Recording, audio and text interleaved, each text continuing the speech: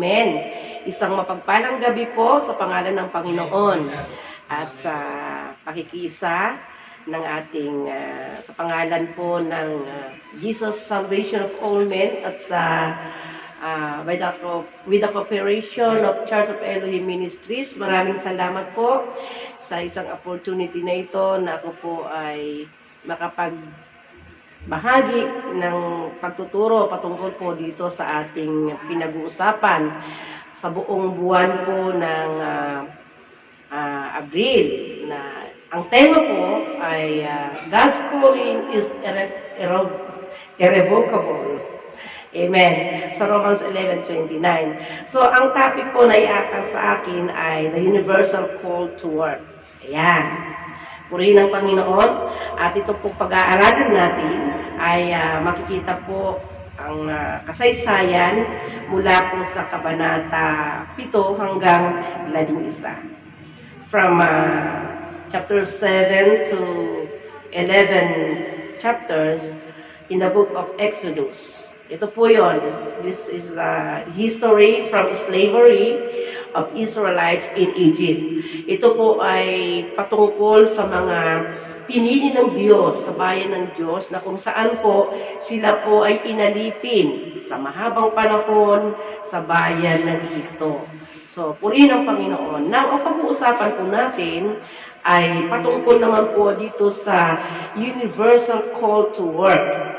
Ayan, ito po ay pag sinabing universal, pangkalahatan sa lahat po, call to work na kasama po tayo, kagaya po itong ating pag-uusapan mula sa kasaysayan ng ating mga ninuno. So bago ang lahat, nais ko pong tayo humingi ng patnubay sa Panginoon.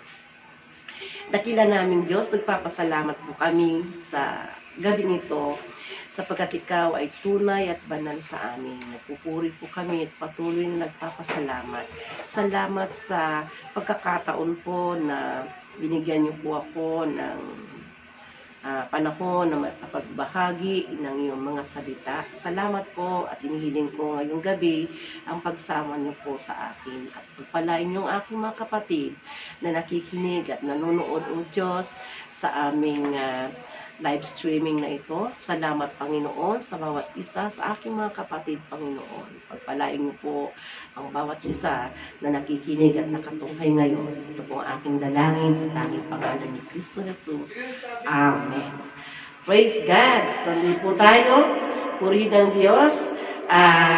Bago po ang lahat, nais ko po magpakilala sa hindi pa nakakakilala sa akin. No?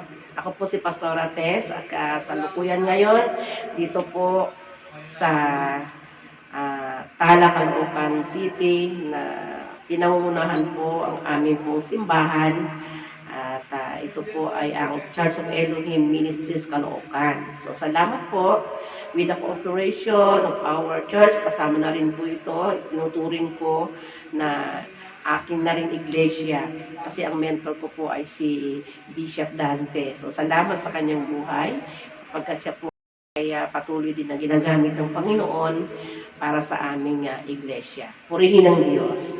At papasalamat din po ako dahil ang pagkakataong ito ay nabigyan po ako ng panahon para makapagbahagi. At ito po yung kabuuan lahat na sa huling pag-aaral po, dahil ito po yung katapusan ng Abril na akin pong ibabahagi sa inyo. Ito na po yung pinaka-ultimate nito, yung usaping God's calling is irrevocable sa Romans 11:29. So, ituloy po natin, ang kasaysayan nito ay mula sa ating mga ninuno sa pangunguna ni Moses. Ang paglaya po nila sa Ehipto na kung saan po sila po ay inalipin ng mahabang panahon. So, ito po yung ating teksto at aking pong babasahin. Nais ko pong ito ang bigyan ng diin. Sa teksto po ay Exodus chapter 7 verse 11. Ganito po ang sinasabi. And you shall say unto him, the Lord God of Hebrews has sent me unto you, saying, Let my people go, that they may serve me in the wilderness. And behold, hitherto you would not disappear. Okay. So, ito po, nung si Moises ay nakipag-usap kay Paraon, na sinabi ng Diyos, Moises, inuutusan kita na ikaw ay pumunta sa Ehipto at sabihin mo kay Paraon na ang aking bayan ay palayain. Sabi niya gano'n, upang sila'y sumamba sa akin sa ilang. No? Ito po yung ipinagbilin ng ating Diyos kay Moises. So, sa pagkakataon po nito, itong pag-uusapan natin, titignan po natin na yung pangkalahatan. Sabi rito yung calling to work. Tinawag, kasama tayo, no? Sabihin ko na, tinawag tayo ng Diyos upang gumawa. Saan tayo gagawa? Ang ating paggawa ay una, gagawa tayo sa vineyard o ubasan ng Panginoon o sa kaharian ng Diyos. Okay? Yung paggawa nito, yung kung paano sumusunod tayo, sumasamba sa Panginoon. Amen? Hallelujah. Now, dito po, sa Universal Call to Work, may terms po sa theology, means ito po yung sinasabi, the divine summons to all people to repent and accept the gospel. Okay, ito po ay tungkol sa sinasabing banal na pagkatawag sa lahat ng tao. So, people, sabi niya nito, all people, plural po to repent and accept the gospel. Ito po ay para sa tao na dapat magsisi at tanggapin ang ebanghelyo. Okay, now, ang tanong po dito, paano po ba tayo susunod sa pagkatawag ng Panginoon? Paano natin ito gagawin sa Panginoon? Amen? Now, bago po yun, nais ko pong basahin ulit sa inyo kung ano po yung kasaysayan sa una ng mga Israelita ay nagkaroon ng mahabang panahon ng pagkaalipin doon sa bayan ng Ehipto. Ito na po yun. Sa Exodus po, na bago po ang lahat, ang ibig sabihin po ng Exodus ay yung paglabas, to exit. Yung nilabas ng Diyos sa pamamagitan ni Moises na ang mga Israelita doon sa bayan ng Ehipto. Ito po yun. A mass departure of people, which is the Israelites from slavery in Egypt. Ayan po yun. Okay, nung sila ay inilabas sa Ehipto sa pamumuno ni Moises. Now, meron pong dalawang category. Okay? There have two categories of God's purpose of calling. Dito po, gusto ko pong sabihin po ito bago ko po ipagpatuloy yung sa kasaysayan. Ito po yung dalawang kategorya na kung paano po ang tao ay tinawag ng Diyos sa kanyang layunin. Una po, ang sabi rito, to glorify God. Amen. Yan. Ang una ay upang papurihan ng Diyos, upang sambahin ang Panginoon. Amen. Yan po yung unang-unang pinaka-category na layunin ng Diyos, bakit tayo ay kanyang tinawag. Noong mga nakaraan po mga pag-aaral, marami na pong mga kapatid po ang nakapagbigay ng kanilang bahagi sa pagpapaliwanag o pagpapaturo o pagtuturo tungkol po sa pagkatawag ng ating Panginoon. Now, to glorify God. Ito po yung pinaka-category na kung saan ay tinawag tayo ng Diyos upang sambahin siya. Now, yung ginawa ng Panginoon doon sa Ehipto, nung inilabas sila sa Ehipto, sa pamumuno po ni Moises, na ang mga Israelita po, nakita naman po natin yung naging kasaysayan nila. Sila po ay napahirapan ng husto, sila po ay inalipin. At makita po natin doon na wala po talaga silang kalayaan. At dumating po yung pagkakataon na si Moises ay kinausap ng Diyos na ang sabi, Moises, sabi niyang ganon, ikaw ay pumunta sa bayan ng Ehipto at ilabas mo ang aking bayan. Okay? Ang mga mga Hebrews nung araw, mga Hebreo, yung mga Israelita, sila po ay patuloy na inalipin po doon.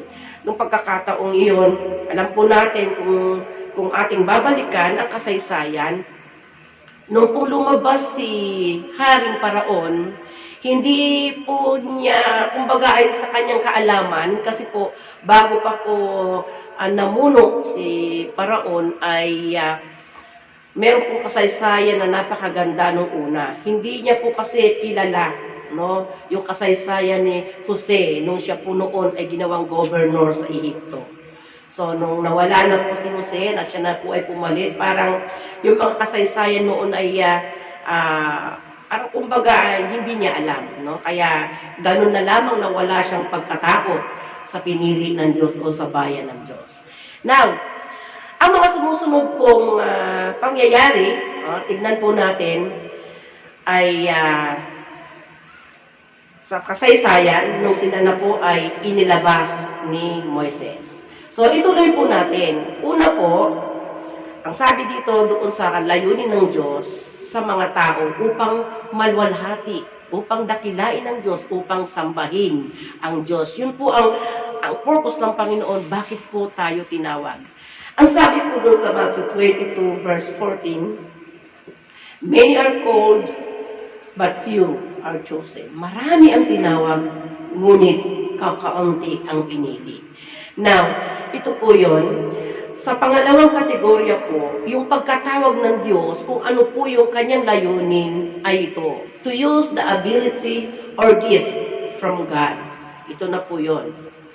Upang yung ating kaloob, yung kaloob ng Diyos sa ating, pinagkaloob niya po yan ay, ito naman po yung magamit natin. Please recharge in kind. Tapos na yung oras yata. Hindi na ka. Okay. Purihin ng Diyos. At salamat sa Panginoon. Yung ability or gift from God, ito na po yun. Ang pagkatawag ng Diyos sa atin ay upang magamit tayo ng Panginoon sa kanyang kaharian. Ano yung pagkagamit sa atin? Saan ba tayo tinawag ng Panginoon? Okay? Marahil tinawag tayo ng Panginoon sa Battery is low. Please recharge in kind. Edit naman yun. Oo. Okay. Puri ng Diyos at napakabuti ng Panginoon. No? Yung pagkatawag sa atin, saan ba tayo tinawag ng Diyos? Ang tao po ay may kanya-kanyang kaloob na ipinagkaloob ng Diyos. Yung gift. Marahil meron tinawag na ebanghilista, sabi nga may tinawag na apostol, may tinawag na propeta, pastor, guro. Ayan po. So, ang kategory po na pagkatawag sa atin ng Panginoon ay hindi po magkakapareho, magkakaiba-iba po. Now, pero ang unang-una po na ninais ng Diyos sa kanyang mga tinawag ay tungkol sa ating pagsamba sa Kanya. Now, bilang tayo ay mga mananampalataya, yung ating abilidad, yung ating kakayanan, o sabihin na lang natin po talaga yung kaloob, kasi iba po yung sinasabing ability natin, yung kakayanan natin, kasi sinasabing kaloob. Ayan. Pag sinabi pong kaloob, it is a gift. Kaloob po. Regalo ng Diyos, kaloob ng Panginoon. May tinawag pong sabi nga, propeta, apostol, pastor, ebanghilista, guro, at yung sinasabing mapagkawang gawa. Tinawag tayong pwedeng kamay ng iglesia. Now, yan po yun. So, now bumalik po tayo ulit sa ating kasaysayan doon po sa paglabas ng mga Israelita sa Ehipto. Tignan po natin, sa panahon na yon, napakarami po ang mga mananampalataya, sila po itong mga Israelita na sinikil ng gusto ni Paraon. Kaya nga, nagpadala ng 10 salot itong ang ating Diyos dahil sa katigasan ng ulo ni Paraon. No? Tignan po natin, bago po sila inilabas, no? Ito po yung binigay na mga parusa sa kanila. Nagkaroon po ng sinasabing salot, no? To make a long story short, ito po yun, bago sila inilabas, ipinagkaloob sa kanila yung mga salot na ito, na ang nangyari sa una ay yung tubig naging dugo. Kikita po natin doon sa istorya, kung ating babaybayin at babasahin, na ang dugo, yung tubig naging dugo, kahit saan, tingnan nila sa tapayan, wala talaga silang mainom dahil lahat sa ilog, no? Lahat ng uri ng tubig doon ay naging dugo sa panahon na yon. Subalit ang kagandahan nito, yung sinasabi nga talagang ang Diyos ay hindi po talaga nagbabago dahil yun po yung pangako sa atin. At yung pagkatawag ng Diyos ay hindi po kailanman ito nagbabago. Amen? So, at ang pangalawang salot ay pinagkaloob para ilabas ang mga Israelita. Nagkaroon ng maraming palaka, frogs. At pagkatapos noon, hindi pa rin natigatig si Paraon. Ang sabi niya gano'n ay hindi, no? Ayaw niya pa rin payagan ang mga Israelita, no? At dumating ang pagkakataon na sinabi ng Diyos kay Moises, dumampot ka, kumuha ka ng buhangin, sabi niya gano'n, alikabok at iwas-iwas mo, itapon mo sa hangin. At nagkaroon ng mga kuto, yung mga niknik na tinatawag sa pangatlong pagkakataon, no? Hindi pa rin natigatig si Paraon. Nagmatigas pa rin ang kanyang puso. At pagkatapos noon, dumating mga kuto, dumating ang mga langaw, yan na, flies, ito na yun, mga langaw, kung ano-anong mga insekto po, talagang ipinadala. Ito yung naging salot, nagkasakit ang mga tao, nagkaroon sila ng kung anong sakit sa balat dahil dito sa niknik na to, itong kuto, itong mga langaw, ayan, nagkaroon kumbaga sa kanila ng maraming insekto. At panglimang salot na dumating, ito na, yung mga hayop nagkasakit at silang lahat ay namatay. Nagkaroon ng sinasabing peste. Ang kagandahan po nito mga kapatid, yung lamang po nasakupan at mga tauhan ni Haring Paraon ang nagkaroon po ng salot. Silang lahat ay nakaranas ng salot. Subalit ang mga anak ng Diyos, ang hinirang ng Diyos, ang bayan ng Diyos, kahit na ano paman, wala pong nangyari sa kanilang naidulot ng mga salot na itong dumating sa Ehipto. Okay? Yung kanilang mga hayupan ay inalagaan ng Diyos, iningatan, wala pong anuman na salanta. No? Pero yung pong lahat ng mga alaga, mga hayop ng taga-Ehipto ay nagamatay lahat at nagkaroon ng mga sakit. Yan. Boils, nagkaroon ng mga Egyptians ng mga pigsa, ng mga bukol-bukol. Ayan po, no? Talagang kahit anong nangyari talaga, hindi pa rin natigatig si Paraon. Minsan sinasabi niyang ganun. Sige, papayagan ko na kayo, pero nagbabago pa rin yung kanyang plano, yung isip niya. Ayaw niya pa rin kasi iniisip niya dahil sila'y sanay sa marangyang buhay, sanay sila na may mga katulong, no? At ang mga Israelita nga, ang ginawa nilang alipin. No? Nagpadala na naman ang Panginoon ng hail. Ano yun? Yung mga granis yung tinatawag o tipak-tipak ng mga yelo. At lahat ng bagsakan nito ay namamatay. Ayan. At sila pa rin ay nasalot. Subalit ang mga Israelita, kailanman po ay hindi po nasaling o nagalaw. Hindi po sila nasaktan. Okay? At pagkatapos nun, dahil sa nagmatigas pa rin ang haring si Paraon, ano ang ipinadala ni Yahweh? Ipinadala na naman niya pang 8 ay yung mga balang, locust. Inubos lahat po ang kalit-liitang mga pananim, lahat po yan ay naubos. Naubos na lahat. Kumbaga parang buhangin sa dagat, karami ng mga locust na dumating. No? At hindi pa rin natigatig si Paraon. At pang-siyam na salot na ipinaranas ni Yahweh sa Ehipto ay yung pusikit na kadiliman. Darkness, madilim, no? Biglang nagkaroon ng dilim at sa kanila sabi dito kung babasahin natin mula sa Kabanata 7 hanggang 11, makita natin kung saan sila nakatayo, hindi na po sila nakagalaw, no? Sabi doon, 3 gabi, no, 3 araw, 3 gabi talagang wala silang nagawa. Kasi talagang sobrang dilim at hindi sila magkakitaan. Just imagine that. Isipin natin ako paano kaya yung itsura nila, yung sobra bang dilim, no? Sobrang dilim. Kahit siguro may ginagamit silang ilaw, sobra sigurong dilim talaga. So, at pinakahuli, para ang haring Paraon ay matigatig. Ano po ang nangyari? Sabi sa kauli-hulian, no? Ito na lang yung huling-huli. Mamamatay ang lahat ng panganay na anak, no? Hayop man, lahat ng unang yung mga firstborn sa mga tao at sa mga hayop sa Ehipto, sila ay mamamatay. Ayan, kaya ano nangyari? Namatay nga ang mga firstborn. At doon na po, sa pangalan ng Panginoon, ang nangyari ay pinalaya na nga po. Totally talagang pinalaya na ni Paraon ang mga Israelita. Amen? So, praise God.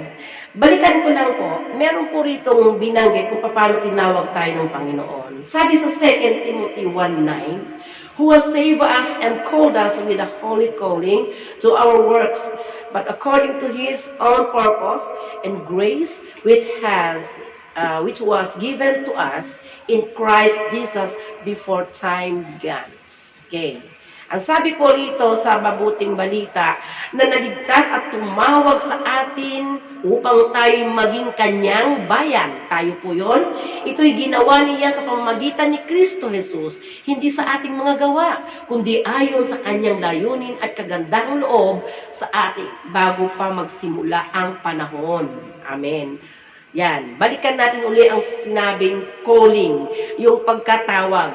Tinawag tayo ng Panginoon, sabi niya ganon, upang tayo'y gumawa. Hindi dahil sa mabubuting gawa, sabi niya ganon, kundi ayon sa kanyang layunin at kagandang loob sa atin bago pa magsimula ang panahon. Okay? Tayo ay tinawag ng Panginoon. Amen. Now, ituloy ko po. Nung pagkatapos ng salot na ito, lumabas na po. Ayan, nakikita po natin na ang mga Israelita ay nagkaroon ng pista. Ayan, mapansin po natin doon po sa history, nagkaroon ng napakagandang event o pangyayari sa kasaysayan. So, ang sabi pa nga, ibinilin pa nga ni Moises na hingin ninyo ang lahat ng mga alahas, mga ari-arian na pwede nyo dalin, mga hayupan ninyo, wala kayong iiwan, at kayo'y manghingi sa mga Egyptian na mga alahas, at lahat po yun.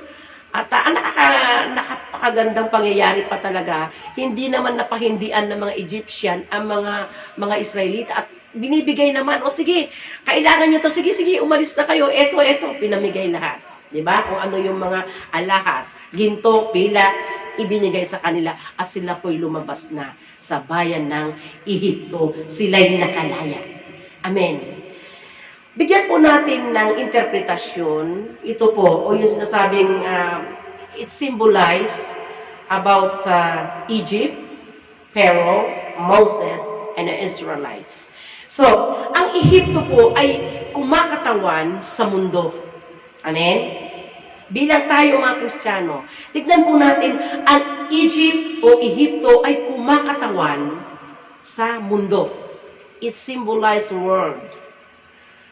Ano po yung mundo meron tayo ngayon? Ayan. Now, ang mundo po, andito lahat. Andito lahat po yung kasamaan ng tao. Dito po makikita po natin lahat. At si Pharaoh o Paraon, siya ay nire-represent na si Satanas. Dito sa mundong ito, ang nagahari ay sino? Si Satanas. Parang si Paraon, siya ay naghari sa Ehipto. At yung mga Israelites, tayo yung mga Christian, no? Tayo mga Kristiyano ay inalipin nung panahon na hindi pa natin nakilala ang Panginoon. Subalit salamat sa katipon ni Jesus, si Moises. Okay. Si Moises ay type of Christ. Ano ang nangyari? Nung dumating si Christ, nagkaroon po tayo ng kalayaan. Amen? Pinalaya tayo ng Panginoon, hinugot tayo ng Panginoon doon sa kadiliman. Hinugot tayo ng Panginoon doon sa mundo. Inalis tayo ng Panginoon sa Ehipto sa pagkaalipin ni Satanas. Amen? Ito po yung general calling, universal calling sa atin. Tayo ay tinawag ng Panginoon. Gaya po ng mga Israelita na kung paano inalipin po sila sa bayan ng Ehipto. Inalipin sila ni Satanas sa paghahari ni Paraon. Kinakatawan po sa pagkatao ni Paraon ay si Satanas. Amen? Nakukuha po natin, ang Ehipto ay ang mundo. Hinugot tayo ng Panginoon. Pinalaya tayo doon sa mundong ginagalawan natin noong unang hindi pa natin nakilala ang Panginoon. Kaya salamat sa Diyos, ginamit ng Panginoon si Moises upang palayain ang mga Israelita.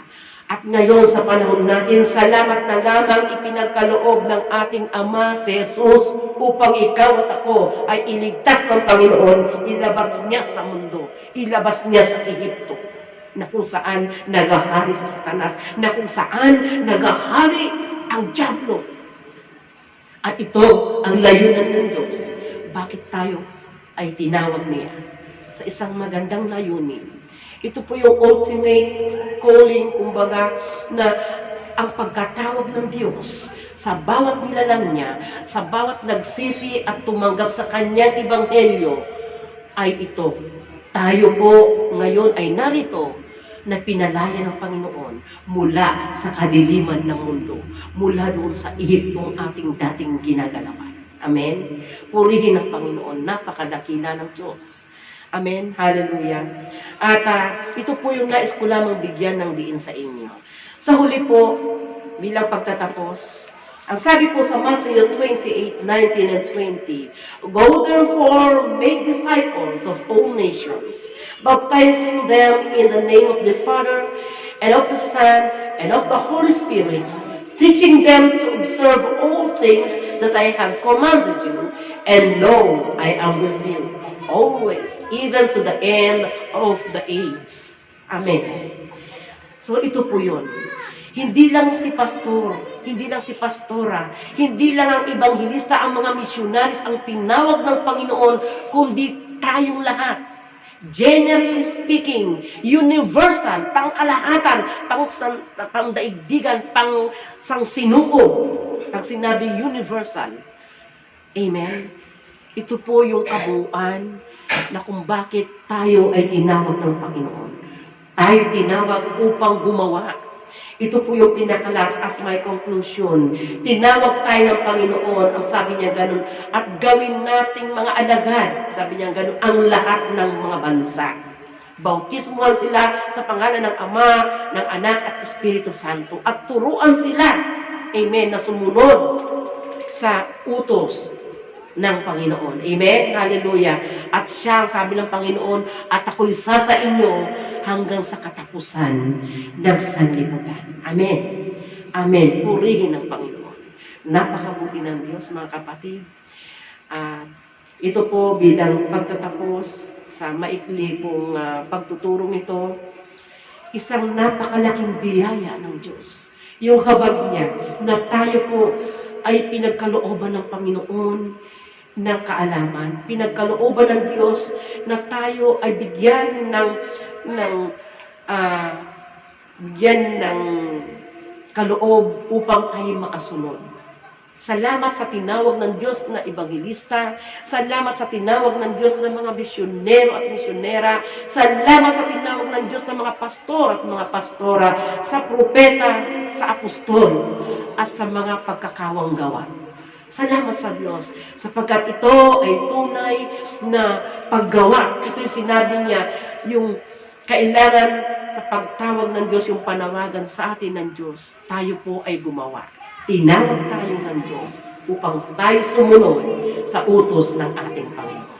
So, salamat mga kapatid, purihin ang Panginoon, mapagpalang gabi sa ating lahat, at ako po'y nagpapasalamat sa gabing ito, sa ganitong pagkakataon na tayo po ay nagkaisa.